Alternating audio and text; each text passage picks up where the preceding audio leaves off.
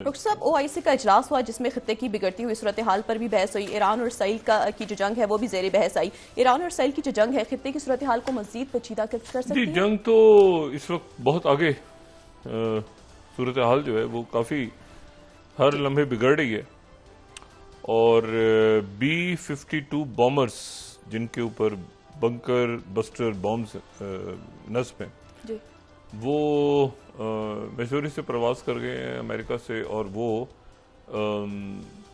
Guam का जो जजीरा है पैसिफिक में, जिसके बारे में हम बात कर चुके जी हैं, जो एक ज़माने में स्पेन के पास था, वहाँ पर वो जहाज़ जो हैं वो लैंड हो गए हैं। और पहले इतना ये थी कि वो दीगो गार्सिया में पहुँच रहे हैं, जो कि बात हम कर चुके हैं मॉरिशियस के साथ जिनका मामला था। लेकिन उसमें फिर बरतानिया की तरफ से शायद कुछ ये बात की गई कि अभी उसको इस्तेमाल ना किया जाए, गालिबन, क्योंकि उसको इस्तेमाल करने के लिए बरतानिया की परमिशन ज़रूरी है। तो अभी वो जहाज़ जो है वो गुआम में पहुंच गए हैं। और गुआम जो है वो ज़ाहिर है पैसिफिक के अंदर एक जजीरा है जो कि अमेरिका की जहाँ पे बड़ी मिलिट्री बेस है।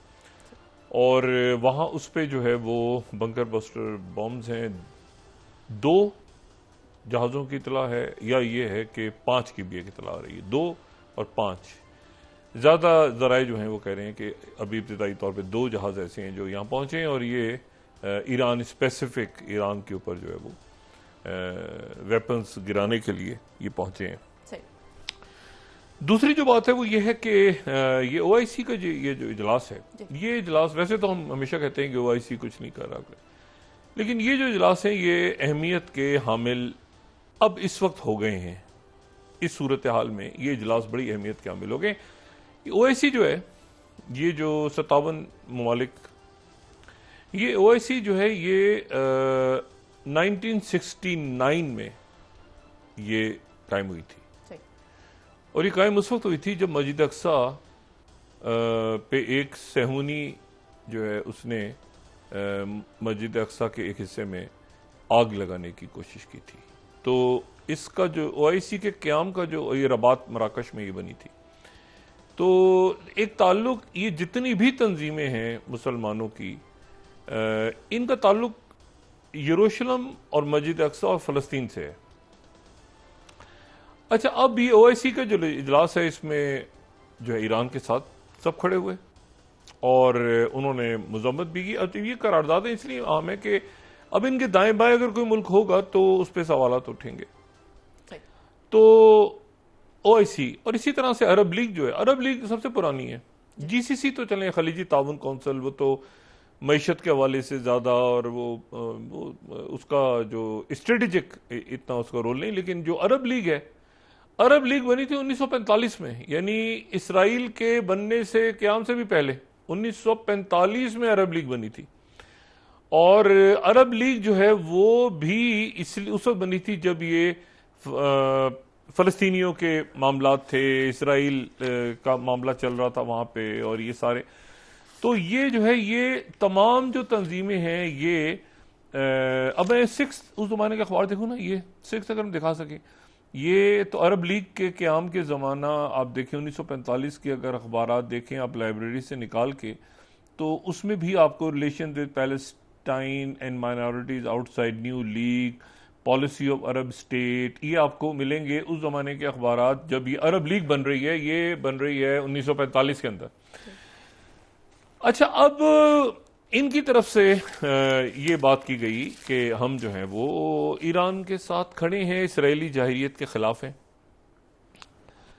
और इससे पहले जो है कल वो एक अजब सा इजलास हुआ जो यूरोप के 3 ममालिक और जिसमें ईयू की जो कैजा कलास हैं, जो उनकी टॉप डिप्लोमेट हैं, वो भी मौजूद थी। और 3 उसमें जो है वो यूरोप के ममालिक थे, या अगर आप ब्रेग्जिट से बाहर रखें तो बरतानिया, जर्मनी और फ्रांस, ये मौजूद थे। और साथ ईयू की जो है वो टॉप डिप्लोमेट मौजूद थी, और साथ ईरान के जो फॉरेन मिनिस्टर हैं अब्बास अरगची, वो मौजूद थे। अच्छा, अब एक अजब तमाशा है। वो अजब तमाशा ये है कि रिजीम चेंज, ये बात चल रही है ना, रिजीम चेंज। ये पहली दफा ऐसा हुआ है कि एक अजब सूरत हाल में खुद यूरोप फंसा हुआ है, और यूरोप के 3 मुल्क इसलिए फंसे हुए हैं कि सबसे पहले यहां तो अभी नजर पड़ी है ना, नजर करम अब आई है ईरान की तरफ। सबसे पहले इन तीनों मुल्कों में, यूरोप के इन तीनों मुल्कों में रिजीम चेंज की कोशिश हो चुकी है। सही, यानी ऑन रिकॉर्ड है ना जी। कि भाई वो जो इलॉन मस्क हैं, वो सारे के सारे तो शुरू में आप याद करें तो वो तो हालांकि बड़े मकबूल वजीर आजम हैं लेबर पार्टी के, लेकिन वो इनके खिलाफ थे और वो कह रहे थे कि वहां पे तो निजल फराज की हुकूमत होनी चाहिए। यानी एक तरह से रिजीम चेंज को वो कह रहे थे कि ये कौन बंदा है ये जो वजीर आजम है बेचारे, बड़े शरीफ आदमी, बड़े जबरदस्त, बड़े पॉपुलर लीडर हैं ये, और बड़े मकबूल हैं ये। लेकिन मसला ये है कि सबसे पहले तो इनके ऊपर ही धावा बोला था ना कि इनको ये क्यों है भाई, इनकी जगह तो जो निजल फराज को होना चाहिए, वो जो रिफॉर्म पार्टी वाले। तो पहले तो यही हिल गए थे, खुद बरतानिया ही हिल गया था कि यार ये क्या भाई, ये तो हमारा काम होता था, ये हमारी रिजीम चेंज करने के सबसे पहले तो इन्हीं का नंबर लगा था ना। कनाडा तो खैर खुद ही बह गया था, वो तो उसमें बह गए थे, लेकिन दूसरे जो आए हैं वो भी वही पॉलिसी लेके चल रहे हैं। लेकिन बरतानिया में सबसे पहले तो बरतानिया के जो स्टेमर है उनके ऊपर बात आई थी ना कि ये क्यों है, ये तो अच्छे आदमी नहीं है, इनकी जगह तो निजल फराज को होना चाहिए। बल्कि इनकी तरफ से फिर एम्बेसडर को भेजा गया, बड़ी मुश्किलों के साथ जो है ये मामला बेहतर हुए, वरना ये तो शुरू में आते ही तो ट्रंप तो इनके अगेंस्ट चले गए थे। तो जो कीर स्टारमर जो है वो बड़ी मुश्किलों से वो अपनी जगह मौजूद हैं, उनकी हुकूमत भी मौजूद है। लेकिन पहली रिजीम चेंज का जो जिक्र हुआ था वो तो इनके अपनी हुकूमत के खिलाफ हुआ था, बरतानिया की हुकूमत के खिलाफ। तो ये बेचारे किसी को क्या कहेंगे कि तुम्हारी रिजीम चेंज होनी है नहीं होनी, ये तो खुद बाल बाल बचे हैं। अच्छा, दूसरे जो हैं वो उसमें हैं जर्मनी के चांसलर। तो जर्मनी में तो वहां पर भी रिजीम चेंज की कोशिश हुई थी। सपोर्ट किसको थी? वो एएफडी को, वो जो इंतहा पसंद पार्टी थी एएफडी, उसको, और उसकी जो एलिस विडल थी, उनको हमायत थी ट्रंप की भी और इलॉन मस्क की भी और बाकी पार्टियों की। तो वहां पर भी रिजीम, वहां पर भी कहा था ये तो फारिग हैं। जर्मन चांसलर जो हैं वो पुराने ओलफ शोल्ज, और वो तो हिल गए थे सारे कि ये क्या हो गया भाई। तो यूरोपीय मुल्कों में भी तो रिजीम चेंज अभी भी वो तो बचा के निकले हैं कहीं से रिजीम चेंज से, वो भी तो पहले तो वो जद में आ गए थे। अच्छा, और फिर इसी तरह से आप ये देखें कि जो फ्रांस है, तो फ्रांस के जो मैक्रों हैं वो भी बाल बाल बचे हैं रिजीम चेंज से। और उनकी जो रिजीम चेंज है वो वहाँ पर भी जो है वो ये बात हुई थी कि भाई ये मैक्रों जो हैं ये, बल्कि वहाँ तो ये हुआ था कि उनके जो जब ये मुख्तलिफ अदालती फैसले और ये राइट विंग और ये सारा चल रहा था, तो वो उनकी जो लेपिन उनको सजा हो गई, तो उसके ऊपर बड़ा शदीद रद्दमल आया था। मतलब डोनाल्ड ट्रंप भी बोले बात, उन्होंने भी कहा था कि सख्त गलत हुआ है ये। और तो वो लीपेन को वहां पर सपोर्ट कर रहे थे, वहां पर वो सपोर्ट कर रहे थे निजल फराज को, वहां वो सपोर्ट कर रहे थे ये जो एएफडी है। तो 3 मुल्कों के अंदर तो बाल बाल बचत हुई है उनकी। बल्कि इनकी तरफ से बड़ा शोर हुआ था तीनों की तरफ से कि आप कौन होते हैं हमारे मुल्क के अंदर दाखिली मामलात में दखल देने वाले, ये वो सारे।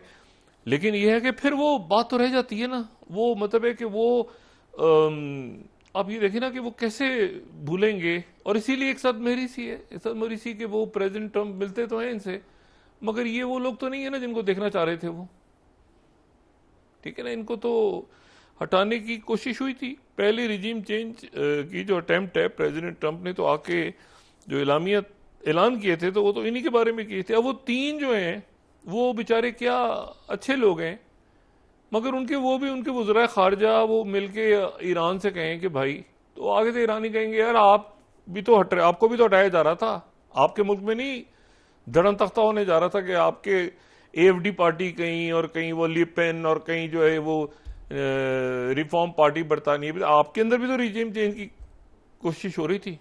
तो उनके पास क्या जवाब है? देखें ना, ये तो वो तो अजीब सी, उनको अपनी अपनी पड़ी है सबको, तो वो क्या गारंटी देंगे प्रेसिडेंट ट्रंप की?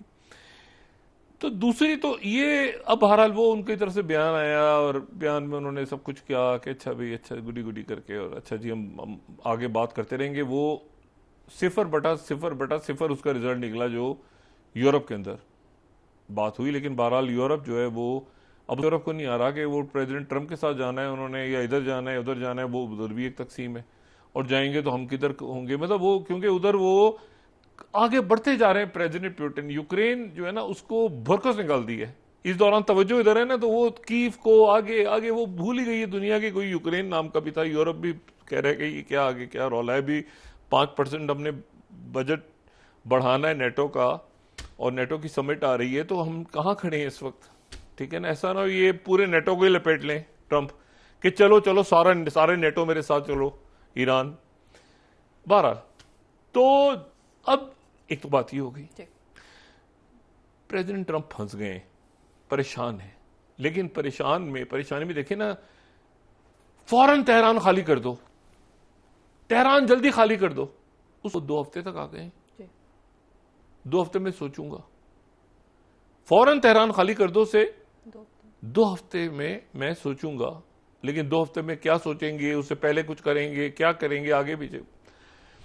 लेकिन मसला ये है कि वो ये तो इसको तो अगर रिजीम चेंज कर देते हैं, अच्छा, आयतुल्लाह खामेनेई ने अपने 3 जानशीनों के नाम अपने हाथ से वसीयत लिख के तहरीर करके,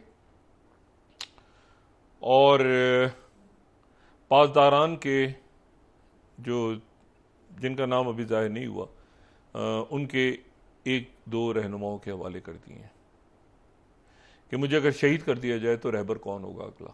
इनमें से कोई एक जो है मेरी तरफ से, इनमें से किसी एक को जो मजलिस है वो चुन ले। उसमें उनके साहबजादे का नाम नहीं है, मुश्तबा खामेनेई का, सैयद मुश्तबा खामेनेई का नाम उसमें नहीं है, 3 दूसरे नाम है। और उन्होंने ये बात पब्लिक कर दी है कि मैंने अपने बेटे का नाम, क्योंकि मैं ये रवायत नहीं डालना चाहता कि खानदान के अंदर ये रहे मामला, तो 3 दूसरे नाम कौन से हैं अब इस पे चहमगोइयाँ हो रही हैं। जब तक नाम सामने जाहिर है, वो जब तक वो हयात हैं, वो उनके हाथ से लिखी हुई है वसीयत, तो वो जो बस वो लिख दी है उन्होंने, ठीक है। और उन्होंने कहा मुझे शहीद कर दिया जाए तो 3 इसमें से नाम जो है, लेकिन उसके ये बता दिया गया है कि साहबजादे का नाम उसमें नहीं है, वरना तो फौरन लोग कहते हैं कि ये 3 है भाई, ये बेटा ही होगा। तो उन्होंने ये क्लियर कर दिया कि नहीं, बेटे मेरे बाद रहबर नहीं होंगे, और शहादत के लिए वो तैयार हैं। और वो वैसे भी वजू में, लेकिन अब तो वो ज़्यादा वजू और उसमें रहते हैं कि जिस वक्त भी अगर उन पर हमला होता है और शहीद होते हैं तो उसके लिए वो तैयार हैं, नमाज में ज़्यादा वक्त गुजार रहे हैं। अब ये तो एक हो गई। दूसरी जो बात है वो रिजीम चेंज जो है, अब वो फंस गए हैं। कौन? वो रजा पहलवी। ये रजा पहलवी जो इसराइल में बैठ के और आगे पीछे, ये रजा पहलवी को अमेरिकन ने कर दिया डंप। उनकी जो रिपोर्ट आई है उनके पास, उन्होंने कहा नहीं, ये आदमी काम का नहीं है। उसकी वजह यह है कि जो रिजीम चेंज है, वो रिजीम चेंज कहीं ग्राउंड पे भी तो हो, कहीं उसकी कोई जमीन पर भी देखें। ये रिजीम चेंज हुई, अगर इसको रिजीम चेंज कहा जाए, तालिबान अगर टोटल सरेंडर हमने कहा था तो नहीं था, लेकिन अगर रिजीम चेंज भी हुई थी 2001 में, तो एक नॉर्दर्न अलायंस मौजूद था ना, नॉर्दर्न अलायंस मौजूद था, नॉर्दर्न अलायंस आ गया, नॉर्दर्न अलायंस ने जो है वो तालिबान को हटा दिया, तालिबान ने वापस फिर लड़े उनसे, फिर वापस सब उनकी हुकूमत है। अच्छा, इराक में जो है वो बहुत सारे लोग थे, तो पॉल ब्रेमर को लाके बिठा दिया था, यानी उधर इराकी को ही नहीं था, पॉल ब्रेमर को, उसके नीचे वो मसूद बरजानी और जलाल तलाबानी और अहमद शलाबी और एक काबीना बन गई थी। मतलब रौला पड़ गया था कि इनके कौन होगा बंदा जो ऊपर, वो एडमिनिस्ट्रेटर कोलिजन करके पॉल ब्रेमर बैठ गए थे आके। काफी दिनों के बाद कोई सरपैट समझ आया था। यानी ये बड़ी अजीब बात है कि वहां रिजीम चेंज के बाद जो है एक अमेरिकन को बिठाना पड़ा था, ये भी एक बड़ी अजीबोगरीब बात है। अच्छा, बाकी रिजीम चेंज जो है वो रिजीम चेंज, ये अब आ जाए ना इस पे, रजा पहलवी के साथ क्या, देखिए रजा पहलवी जो है ये जाहिर है हर एक को पता है, शायरान के ये साहबजादे, ठीक है। और जब ये 1967 में इनकी पैदाइश हुई तो उस वक्त ये हुआ कि फरा दीबा इनकी वालदा और शायरान, तो बाकायदा इनकम टैक्स मुल्क में ख़त्म हो गया था 20%, और पता नहीं कितने 100 कैदियों को रिहा कर दिया गया था सारा। लेकिन इनकी तारीख भी बड़ी अजीब है, तारीख यानी इनकी तो अपनी जो अलमी ख़ानदान में हुए, इनके बहन भाई खुदकुशी कर गए सारे, हम पहले बात कर चुके हैं, बहुत सारे खुदकुशी कर गए, और इनकी वालदा भी बड़ी, मतलब बड़ी एक तकलीफ दे इनकी तारीख है ख़ानदान की। लेकिन मसला ये है कि इनके जो वालिद मोहतरम है, या वालिद मोहतरम जो थे शायरान, ये वहां पर होती थी कजर या काजर डायनेस्टी, और वो जो है वो पहली जंग अजीम में भी मौजूद थी। वो पहली जंग अजीम के बाद जो है वो खत्म हुई वहां पे, और वहां उसमें कमांडर थे उनके, और वो थे रजा खान, मोहम्मद रजा खान, यानी पहलवी खानदान के पहले बादशाह, यानी ये जो रजा शाह बैठे हुए हैं बाहर, इनके दादा हुजूर शायरान के वालिद। उसमें दो ही बादशाह है ना, एक तो शायरान और एक उनके वालिद, दो ही बादशाह रहे, फिर पहलवी सल्तनत खत्म हो गई।